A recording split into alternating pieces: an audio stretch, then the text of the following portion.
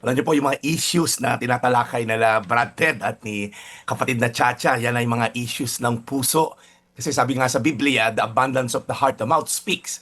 Kaya pag may mga tinatalakay tayong mga issues ng bayan, issues sa pamilya, ang pinagmumulan niya lagi ay puso. Kaya yan ina-address natin ngayong linggo na to. Nakatakot nga minsan yung success dahil minsan ini-expose niyan kung ano talaga yung nasa puso natin. Okay? Noong wala pa tayong pera, naalala niyo, posisyon, walang kliyente, walang achievements, wala tayong mga following sa mga social media natin. Grabe tayo minsan magdasal, lumapit sa Diyos, magpunta sa simbahan.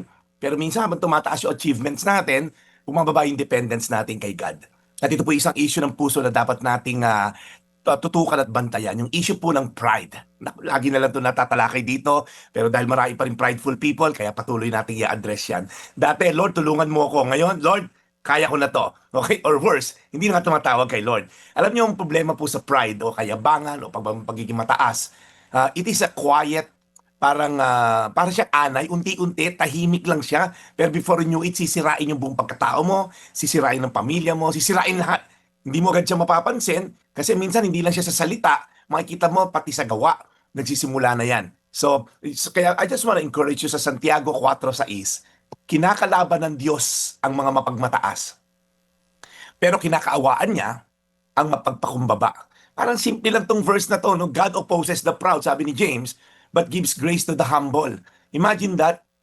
Hindi lang po disappointed si God sa mga mapagmataas. Sabi dito, He opposes, kinakalaban. Kasi nga po, yung pride transfers dependence from God to dependence sa sarili, sa kakayanan. Alam niyo po ba yan ang ugat kung ba't nagrebelde si Lucifer? Dati siyang anghel ng Diyos sa langit.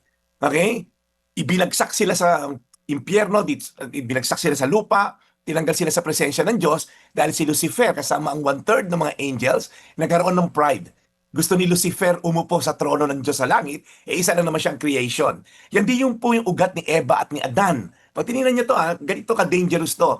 Ang pangako ng serpent o nung ahas kay Eva, you will become like God. Nakita niyo yun? Si Eva at si Adan, mga creation lang. Ginusto nila maging Diyos, mapagmataas, and then doon na po nag-start kaya nagkawindang-windang ang buhay nating lahat ngayon. So how do we fight pride? Number one, always gives glory to God. Always give glory to God. Don't worship the blessing more than the one who gives the blessing. So, give glory back to God. Number two, stay teachable.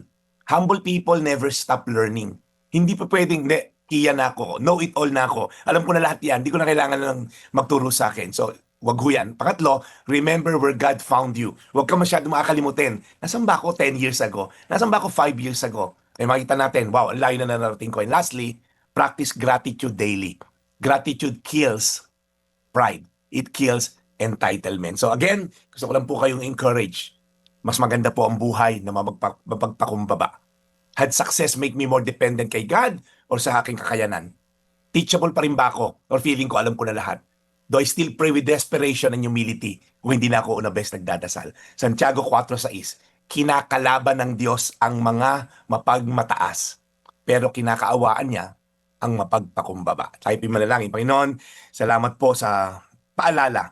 Alam namin many times natakil na namin to dito sa Daily Brad ang issue ng pride. Lord, lahat naman kami, Lord, may tendency o sa ibang area ng buhay namin meron kaming iba-ibang grado lang ng pride. Lord, tulungan mo kami ma-pinpoint, i-expose niyo po ito para maihingi namin ng tawad at matulungan niyo po kami na magkaroon ng humility and total dependence on you. In Jesus' name, Amen. Today's Reflection with Pastor Jeff Eliscopides.